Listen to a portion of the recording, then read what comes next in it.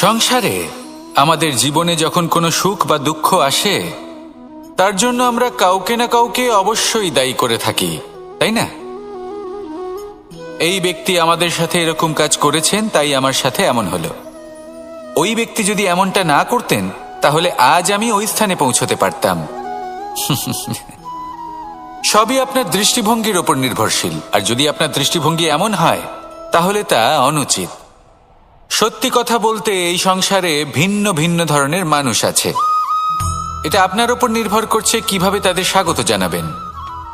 একবার ভাবুন, আমি আমার দুটো হাত সামনে নিয়ে এলাম, দুটো মুঠো খুলে দিলাম। দুই প্রকারের মানুষ আসবেন, কিছু না কিছু দিয়ে যাবেন। এই মুঠো যদি আমি বন্ধ করে দিই, তাহলে না কেউ আমাকে কিছু দিতে পারবে, না আমার কিছু যাবে আসবে। নিশ্চয়ই বুঝতে পারছেন এই দুই ধরনের ব্যক্তি কারা এবং তারা কি দিয়ে যান।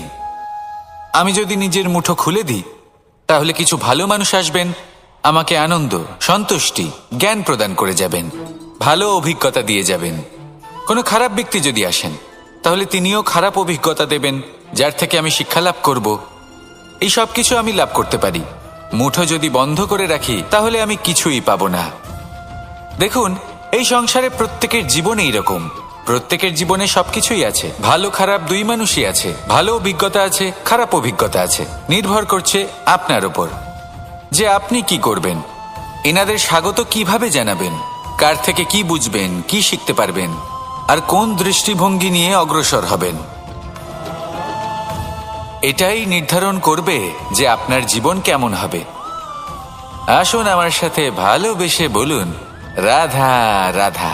জীবনে যখন কোনো ব্যক্তি নিজের লক্ষ্য প্রাপ্তির জন্য নিরন্তর পরিশ্রম করতে থাকেন, চেষ্টা করতে থাকেন, তখন তিনি কষ্ট অনুভব করেন। কখনো শারীরিক কষ্ট, কখনো মানসিক কষ্ট। এবার উনি এটা ভাবতে থাকেন যে আমি কি উচিত করছি নাকি অনুচিত করছি। কারণ অন্যদিকে এমন একজন ব্যক্তিও আছেন যিনি একদমই পরিশ্রম, চেষ্টা করছেন না। তিনি মদিরা পান করেন, বিলাসিতায় জীবন কাটান, অলস প্রকৃতির হয়ে ওঠেন, নিদ্রাতে বিলীন হয়ে থাকেন আর ভাবেন যে তিনি সুখ লাভ করছেন। কিন্তু এরকম কেন হয়? কারণ যখন আমরা সৎ পথে থাকি, উচিত পথে চলি, লক্ষ্য প্রাপ্ত করার জন্য চেষ্টা করতে থাকি, তখন আমাদের ভেতরে থাকা নেতিবাচক শক্তি এবং পাপ এই দেহকে ত্যাগ করে দেয়। আর এই অনুভূতিটাই আমাদের দুঃখের অনুভূতি দেয়, কষ্ট দেয়। এবার সেখানে যদি আমরা কুপথে চলি, অনুচিত পথে চলতে থাকি, তাহলে আমাদের ভেতরে থাকা পুণ্য এবং ধনাত্মক শক্তি আমাদের দেহ ত্যাগ করে দেয়। আর এই অনুভূতির কারণেই আমরা সুখ অনুভব করি। কিন্তু কখনো ভাববেন যে এই সুখ বেশি সময় পর্যন্ত থাকে না। সেই জন্য সবসময় মনে রাখবেন, যদি আপনি জানেন যে এটাই আপনার লক্ষ্য, এটাই উচিত পথ, শুভ পথ, তাতে নিরন্তরভাবে এগিয়ে যেতে চেষ্টা করতে থাকুন। এই কষ্ট আপনাকে সুখের পরাকাষ্ঠায় কখন পৌঁছে দেবে তা আপনি জানতেই পারবেন না। আসুন আমার সাথে ভালোবেসে বলুন, রাধা রাধা। প্রত্যেক মানুষ নিজের জীবনে হীরক তথা হিরে এবং দর্পণ এই দুই দেখেছেন। এই দুই হলো সাদা এবং এরা দুজনেই আলোর প্রতিফলন ঘটায় এবং এরা দুজনেই উজ্জ্বল হয়ে ওঠে। আপনি হয়তো মনে মনে ভাবছেন যে এটা কি ধরনের তুলনা করছি। একটা হিরে তো রত্ন, তার মূল্য দর্পণের থেকে অনেক গুণ বেশি। কিন্তু হিরে থাকাতে দর্পণের মূল্য কিন্তু কোনো অংশে কমে যায় না, তাই না? মানুষ যখন হিরে নিজের হাতে নেয়, তখন সবার আগে কি খোঁজে? দর্পণ, যাতে তার মধ্যে দিয়ে দেখে সে বুঝতে পারে যে সেই হিরে আদৌ তার শোভাবর্ধন করছে কিনা, তাকে ভালো দেখাচ্ছে কিনা, প্রসাধনের জন্য সেটা ব্যবহার করা ঠিক হবে কিনা। অর্থাৎ হীরের উপস্থিতিতে দর্পণের গুরুত্ব কম হলো না। দর্পণের কারণে হীরের মূল্য বোঝা গেল। আমাদের জীবনেও ঠিক এরকমই ঘটে।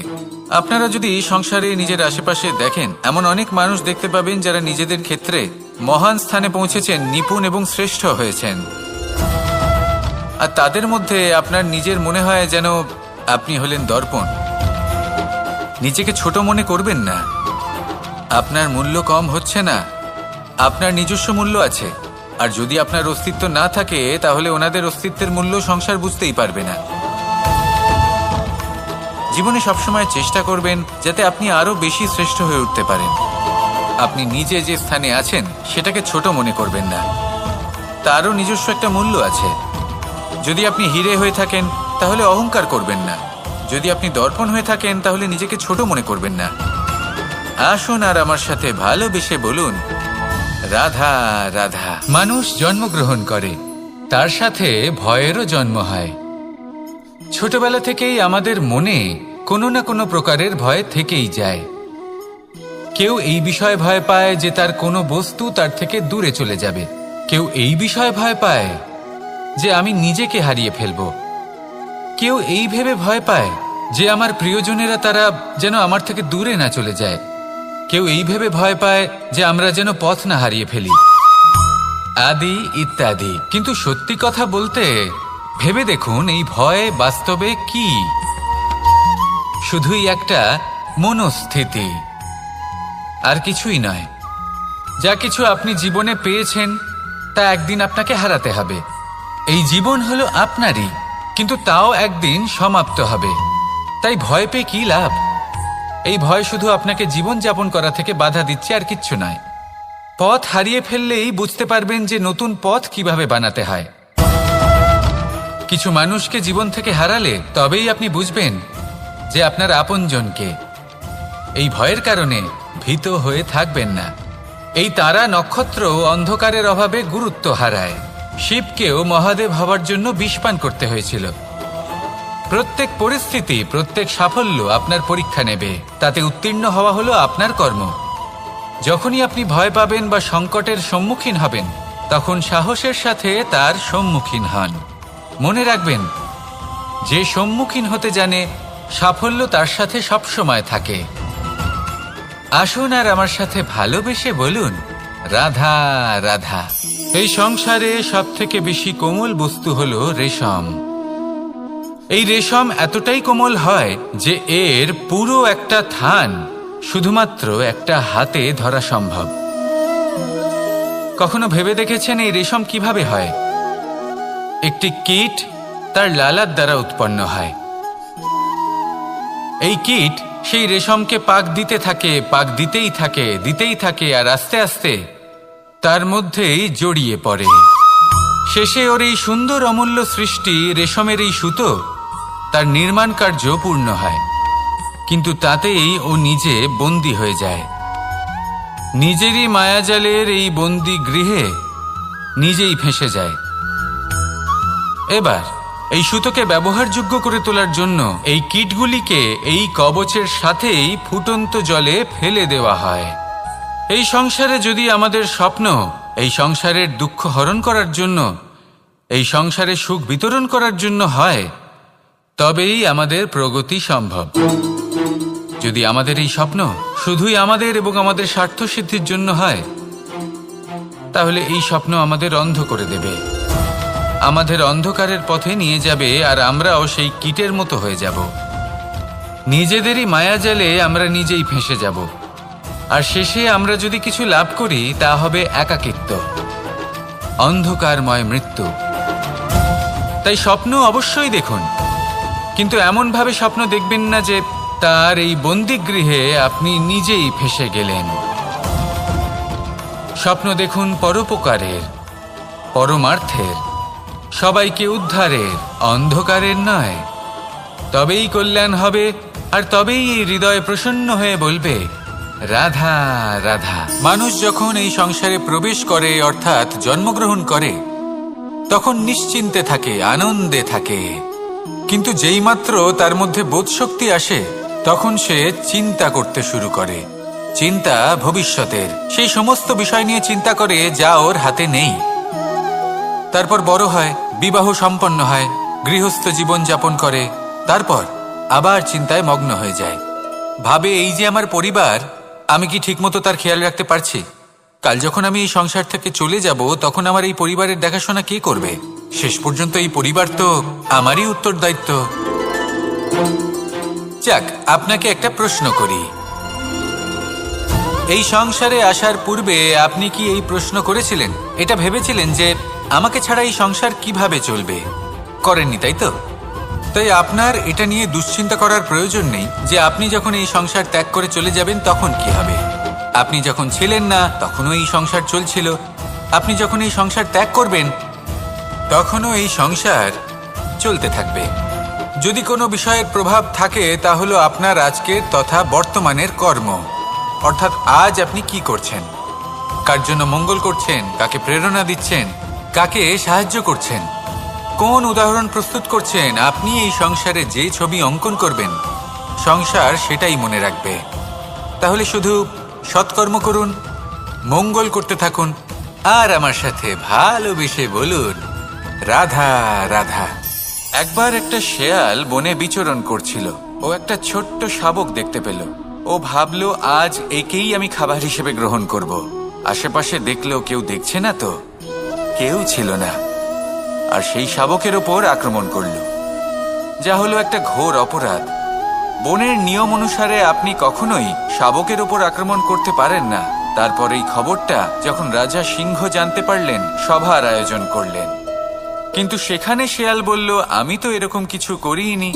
কিন্তু যদি আপনি এরকম বলেন, কোনো প্রমাণ দিন, এর কোনো সাক্ষী আছে? তখন রাজা সিংহ পেঁচাকে ডেকে পাঠালেন, যে সেই মুহূর্তে বৃক্ষের শাখার ওপর বসেছিল, সে সব কিছু দেখেছিল।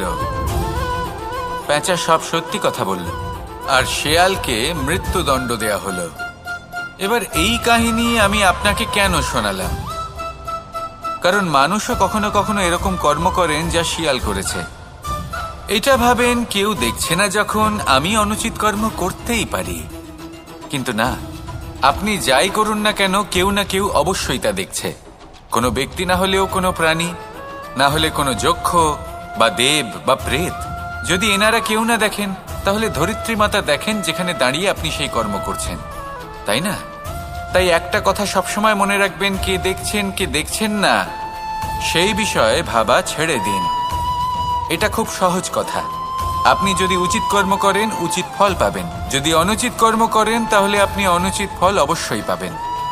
সেই জন্য উচিত পথে চলতে থাকুন, উচিত কর্ম করতে থাকুন, আর আমার সাথে ভালোবেসে বলুন রাধা রাধা। সুখ, দুঃখ এবং শক্তি, এই তিন হলো এই সংসারের ত্রিদেবের মতো। আমাদের জীবনে যা কিছু ঘটছে এই তিনটির ভিত্তির উপরেই হচ্ছে। আসলে এই সংসারের একটা নিয়ম আছে, যখনই আপনি কিছু লাভ করেন, এই সংসার আপনার পরীক্ষা নেয়। এটা জানার জন্য আপনার পরীক্ষা নেয় যে আপনি যা কিছুই লাভ করেছেন, আপনি কি আদৌ সেটার যোগ্য কিনা। ঠিক সেইভাবেই এই সুখ, দুঃখ এবং শক্তি আপনার পরীক্ষা নিয়ে থাকে। যখন সুখ আসে, তখন সে আপনার পরীক্ষা নেয় যে আপনার মধ্যে অহংবোধ জাগ্রত হয়নি তো। যদি অহংবোধ চলে আসে, তাহলে সুখ সেখানেই সঙ্গ ত্যাগ করে। দুঃখ আপনার ধৈর্যের পরীক্ষা নিতে থাকে, আর যদি আপনার মধ্যে ধৈর্য না থাকে, তাহলে এটা আপনাকে আরো বেশি দুঃখের গভীর অন্ধকারে ঠেলে দেবে। সেখানে শক্তি পরীক্ষা নেয় আপনার বিনম্রতার। যদি আপনি বিনম্র না হন, তাহলে হয় এই শক্তি আপনার সঙ্গ ত্যাগ করবে, নয় এই শক্তি বিনম্রতার অভাবে আপনার পতনের কারণ হতে পারে। এই সংসারে যে কোনো ব্যক্তি যিনি এই পরীক্ষায় উত্তীর্ণ হয়ে থাকেন, এই জীবনে তিনি সাফল্য লাভ করেন। আসুন আমার সাথে ভালোবেসে বলুন রাধা রাধা। আমি মনুষ্য রূপে জন্ম নিয়েছি এবং সমস্ত কর্ম এই রূপেই করেছি।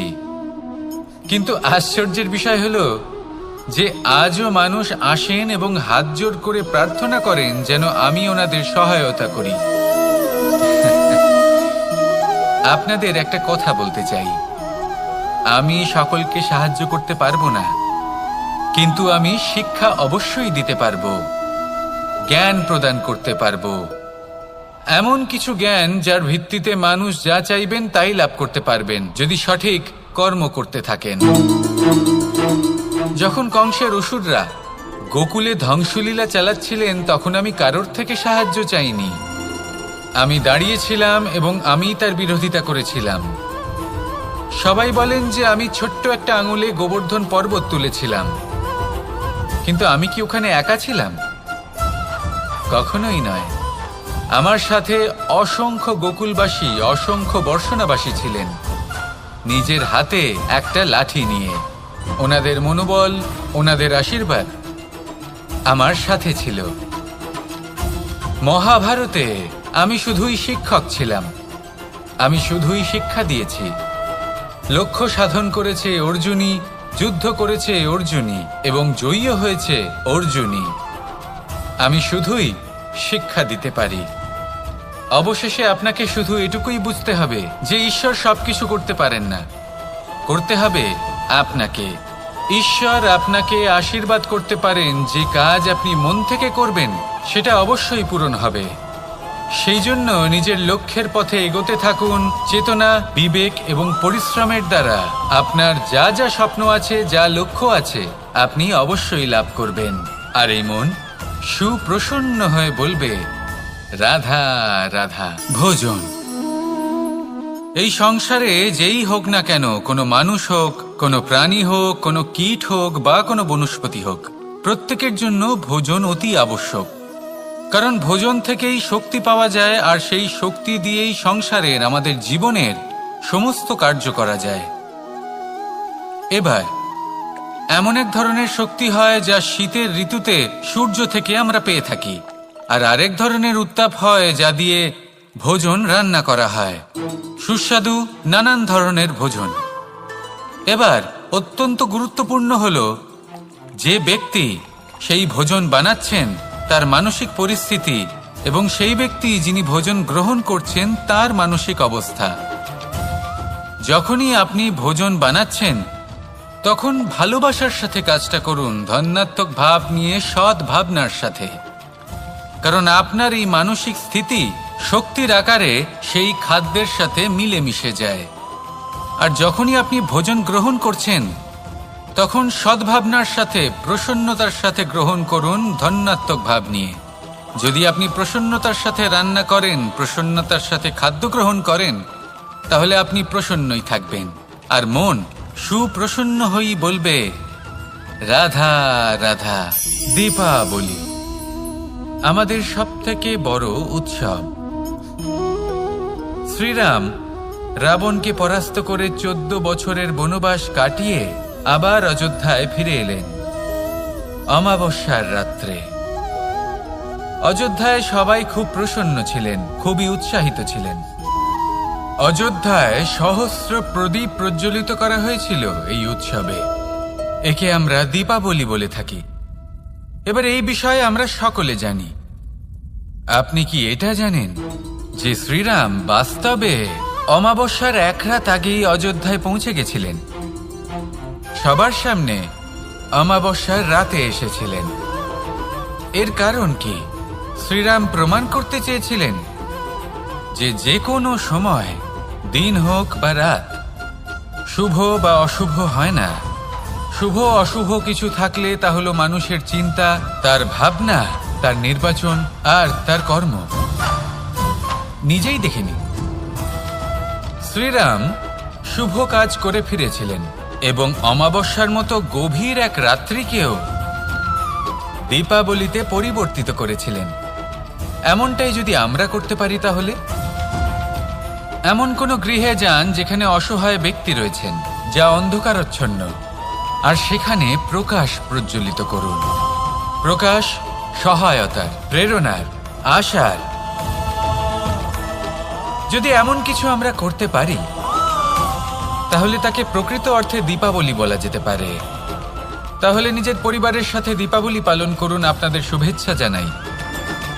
আসুন আর আমার সাথে ভালোবেসে বলুন, রাধা রাধা। এই শুকনো পাতাটিকে দেখুন, নিষ্প্রাণ হয়ে পড়েছে। কোনো একটা সময় এই পাতাটি একটা গাছের ডালে ছিল। সেই গাছ ওর লালন পালন করত। যখন যখন বাতাস বইত, এই পাতায় কম্পন দেখা দিত, মনকে প্রফুল্ল করে তুলত। কোনো একদিন এই পাতা গাছের ডাল থেকে ঝরে পড়ে গেল। নিঃসন্দেহে ও নিজের স্বাধীনতা পেল, কিন্তু আস্তে আস্তে শুকিয়ে গেল, নিষ্প্রাণ হয়ে গেল। দেখুন, আমি এই কথা বলছি না যে স্বাধীনতা অনুচিত, কখনোই না। কিন্তু যে কোনো পরিস্থিতিতে স্বাধীন হতে চাওয়া এটা নিশ্চিতরূপে অনুচিত। আমরা যদি আমাদের জীবনে পরিবারের গুরুত্ব ভেবে দেখি, তাহলে এই পরিবারে যতই মতভেদ থাকুক না কেন, যতই মনোমালিন্য থাকুক না কেন, যতই বিবাদ থাকুক না কেন, এই সব মিটিয়ে নেওয়া অত্যন্ত প্রয়োজনীয়। সেই সব কিছু সমাপ্ত করা অত্যন্ত প্রয়োজনীয়। কখনো এই পরিবারকে ভাঙতে দেবেন না, কখনো এই পরিবার থেকে দূরে চলে যাবেন না। এই পরিবার হলো আমাদের জীবনের একটা অমূল্য সম্পদ, অমূল্য এক আশ্রয়, যা এই সংসারে হয়তো কোথাও আপনি পাবেন না। তাই একে আগলে রাখুন। ভেবে নিন আপনি পাতা আর আপনার পরিবার সেই গাছ। আসুন আমার সাথে ভালোবেসে বলুন, রাধা রাধা।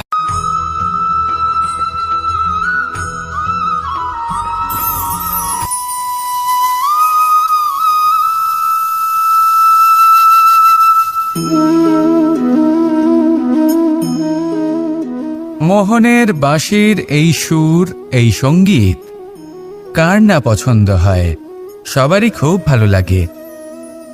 এবার এই সুর আসে কোথা থেকে? কেউ বলবেন কৃষ্ণের হৃদয় থেকে। সত্য কথা, এই সুর হৃদয় থেকে নির্গত হয় এবং প্রকট হয় এই বাঁশি থেকে। এই বাঁশিটাকে দেখুন, এই ছিদ্রগুলি দেখুন, প্রত্যেকটা সুর থেকে নিজস্ব একটা স্বর নির্গত হয়।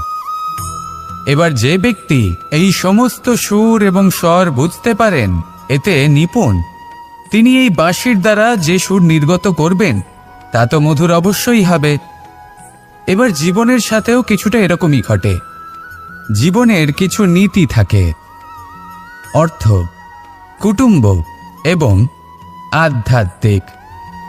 যদি জীবনের প্রত্যেকটা মুহূর্ত সুখময় হয় এরকম আপনি চান, তাহলে এই তিনটি নীতিতে আপনাকে নিপুণ হতে হবে। কোনো একটি বিশেষ নীতির প্রতি যদি আপনি বেশি ঝুঁকে পড়েন, তাহলে বাকি দুই নীতি থেকে যা সুখ লাভ করা সম্ভব তা পারবেন না। ধন অর্জন করতে হবে পরিবারের জন্য, পরিবারের সুখ মনের শান্তির জন্য, মনে শান্তির প্রয়োজন মনের শুদ্ধতার জন্য। যখন এই মন শুদ্ধ হবে, জীবন শুদ্ধ হবে, পবিত্র হবে, সুন্দর হবে এবং ভালোবেসে বলবে, রাধা রাধা। আমি রথে যাত্রা করি, তাতে বারবার পথে থামি আর দেখি যে আমি অনুচিত দিকে যাচ্ছি না তো, আমি উচিত পথেই যাচ্ছি তো। কারণটা কি? কারণ হলো যাতে আমি পথভ্রষ্ট না হয়ে যাই। জীবনযাত্রাতেও এটাই প্রয়োজন। জীবনযাত্রায় ভোগবিলাসের পথে হারিয়ে যাওয়া খুব সহজ।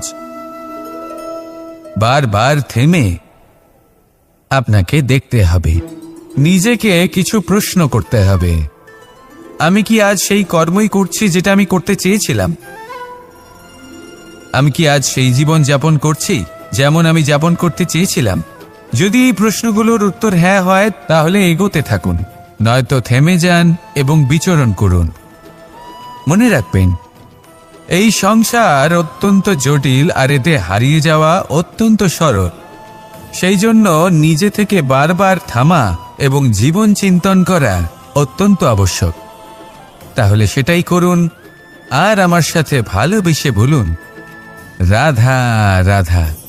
আমরা যখনই কোনো যাত্রায় যাব বলে মনে করি, তখনই আমরা প্রস্তুত থাকি আসন্ন বিপদের জন্য বা সংকটের জন্য। যেমন যদি আমাদের মনে হয় যে আজকের পরিবেশ খুব ঠান্ডা হবে, তাহলে আমরা গরম বস্ত্র ধারণ করি বা সেটাকে সাথে নিয়ে যাই। যদি মনে হয় যে বৃষ্টি হতে পারে বা বৃষ্টি হয়ে চলেছে, আমরা দেখছি, তাহলে আমরা একটা ছাতা সাথে নিয়ে নিই। আমরা প্রস্তুত থাকতে চাই এবং এটাই উচিত, এবং সেই কারণেই আমরা যাত্রায় সাফল্য লাভ করি। কিন্তু যদি আমরা কথা বলি জীবনযাত্রা নিয়ে, যা কিনা সব থেকে বেশি গুরুত্বপূর্ণ, তাহলে তার জন্য আমরা পূর্ণরূপে প্রস্তুত থাকি না। আশেপাশের মানুষ, এই সমাজ, আমাদের সাথী, আমাদের মিত্ররা যে কোনো মুহূর্তে বদলে যেতে পারেন। সেই জন্য আমরা নিজেদেরকে কখনো সাবধান করি না, কখনোই নিজেদের প্রস্তুত করি না। আমাদের এটা কখনোই মনে হয় না যে এরকম হতে পারে, আর সেই কারণেই শেষে গিয়ে আমরা অত্যন্ত দুঃখ পাই। একটা অমূল্য শিক্ষা আছে যেটা আমাদের লাভ করা উচিত, সতর্ক থাকা উচিত। এই জীবনযাত্রার জন্য শুধুমাত্র এই পরিবেশের বিষয়ে তথ্য সংগ্রহ করা বা তাকে অনুমান করা এটুকু হলেই চলবে না। আমাদের আশেপাশের মানুষজনকে দেখতে হবে, তাদের স্বভাব পরিস্থিতির ওপর নজর রাখতে হবে। যখন তারা রং পাল্টাচ্ছেন নজর রাখতে হবে, তা অত্যন্ত আবশ্যক। পরিবর্তন আপনার জীবনে অবশ্যম্ভাবী, সঠিকভাবে তার সম্মুখীন হন। আসুন আমার সাথে ভালোবেসে বলুন, রাধা রাধা। কথায় আছে যে স্বপ্ন এবং লক্ষ্য হলো একটি মুদ্রারই দুটি দিক। যতক্ষণ না স্বপ্ন দেখছেন ততক্ষণ বুঝবেন কি করে আপনার লক্ষ্য কি। স্বপ্ন দেখে যদি নিজের লক্ষ্য বুঝতে পারেন, সেটা পেতে চান, তবেই সেটা লাভ করতে পারবেন। কিন্তু স্বপ্ন এবং লক্ষ্য এই দুইয়ের মধ্যে একটা ভারসাম্য রয়েছে যেটা বজায় রাখা প্রয়োজনীয়। একে আমরা বলে থাকি পরিশ্রম। দেখুন, যদি আপনি স্বপ্ন দেখতে চান তাহলে পরিশ্রম ত্যাগ করে নিদ্রা লাভ প্রয়োজন। কিন্তু যদি আপনি লক্ষ্য লাভ করতে চান তাহলে আপনাকে নিদ্রা ত্যাগ করে পরিশ্রম করতে হবে। তাই আলস্য ত্যাগ করুন এবং সিদ্ধান্ত নিন যে আপনি কি চান আপনার জীবনের এই তুলাদণ্ডে। স্বপ্নের পাল্লা ভারী হওয়া প্রয়োজন নাকি লক্ষ্যের? আমার মতে এই দুইয়ের মধ্যে যদি ভারসাম্য বজায় রাখেন তবে পথ নিজে থেকেই সামনে আসবে। শুধু সেই পথে অগ্রসর হতে থাকুন এবং আমার সাথে ভালোবেসে বলুন, রাধা রাধা। ঈশ্বর আসলে কে? সংসারের বেশিরভাগ মানুষের কাছে ঈশ্বর হলেন এই সংসারের রচয়িতা, পালনকর্তা। কারোর কাছে উনি জ্ঞাতা, কারোর কাছে উনি হলেন আস্থার প্রতীক, আবার কারোর জন্য শুধুমাত্র অন্ধ বিশ্বাস। কিন্তু এই ঈশ্বর কি কোনো শরীর, নাকি একটা বোধ, নাকি শুধুই শ্রদ্ধা? ঈশ্বর হলেন তিনি যিনি হলেন আপনার ইষ্ট। সেই জন্যই তো গুরু, মাতা, পিতা এনাদেরও ঈশ্বরই বলা হয়েছে। যাদেরকে আমরা ঈশ্বর বলে মনে করি, যারা আমাদের ইষ্ট, তারা আমাদের একটি পথ দেখান, একটি দিকে চালিত করেন। সেই পথে চলে আপনি শুভ কর্ম করতে পারেন। আর যখন কোনো ব্যক্তি তার ঈশ্বরের আদেশ পালন করেন তখন সে নিজে থেকেই শুভ পথে অগ্রসর হয়ে যান। বেশ কয়েকজন মানুষ ঈশ্বরের ওপর আস্থা রাখেন এবং ভাবেন যে অনুচিত কোনো কাজ করা উচিত নয়, ঈশ্বর দেখছেন। ওনারা ভয় পান যে কোনো অনুচিত কর্ম করলে কে জানে তার পরিণাম কি হবে। এমন অনেক ব্যক্তি রয়েছেন যারা ঈশ্বরকে বিশ্বাস করেন এবং জানেন যে ঈশ্বর তাদেরকে দেখছেন। তাই যে যে শুভকর্ম ওনারা করেছেন তার ফল তারা অবশ্যই পাবেন। এবার আপনি ভয় পেয়ে ঈশ্বরকে বিশ্বাস করবেন নাকি বিশ্বাসের দ্বারা ঈশ্বরকে বিশ্বাস করবেন, সেই সিদ্ধান্ত আপনারই।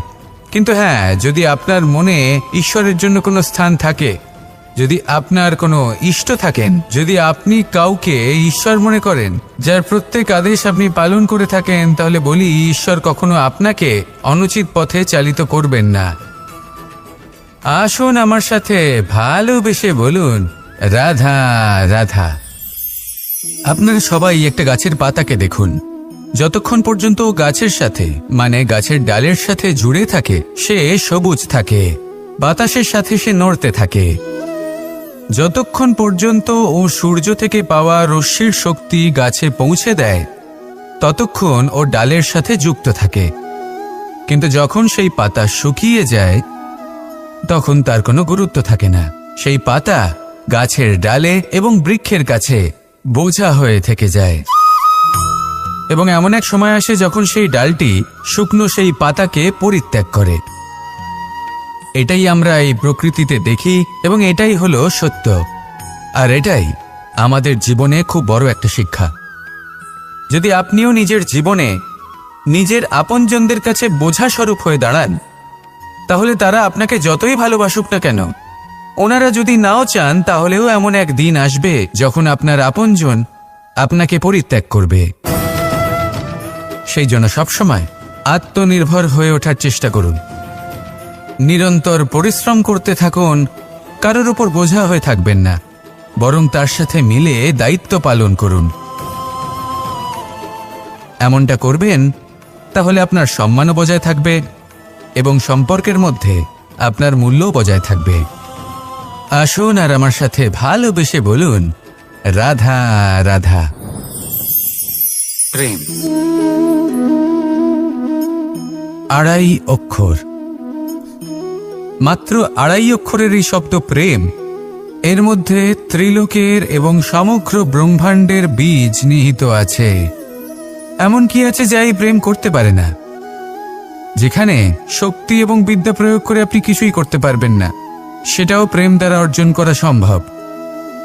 প্রেম চাইলে পাথরেও ফুল ফোটাতে পারে। প্রেম চাইলে ন্যাড়া পাহাড়ের বুক চিরে নদীপথ তৈরি করতে পারে। চাইলে নিরক্ষর ব্যক্তিকে সংসারের শ্রেষ্ঠ জ্ঞানী করে তুলতে পারে। শুধুমাত্র এই প্রেমের জন্য সবার দুষ্টু কানাই ঘনশ্যাম হয়ে উঠেছিল। শুধুমাত্র এই প্রেমের টানেই ত্রিলোকের স্বামী দ্বারকাধীশ নির্ধন সুদামার পদসেবাও করেছিলেন। এই প্রেম হলো সংসারের সবথেকে বড় শক্তি। এই সংসারের আধার হলো প্রেম। এমন কিচ্ছু নেই যা এই প্রেমের পক্ষে সম্ভব নয়। যেখানে বিদ্যা এবং শক্তি সাহায্য করতে পারে না, সেখানে এই প্রেম আপনাকে জয়ী করে দিতে পারে। তাহলে আসুন আর আমার সাথে ভালোবেসে বলুন, রাধা রাধা। মানুষের এই জীবন, মানুষ জন্ম নেয়, একটা নির্দিষ্ট সময়ের পরে এই সংসার ত্যাগ করে চলেও যায়।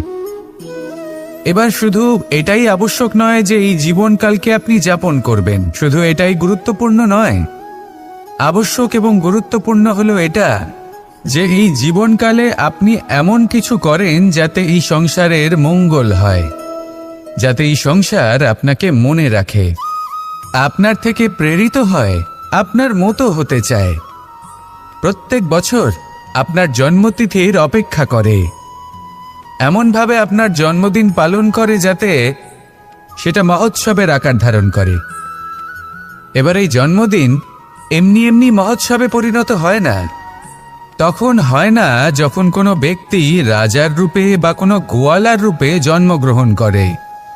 তখন পরিণত হয় যখন একজন মানুষ জন্মগ্রহণের পরে এই সংসারকে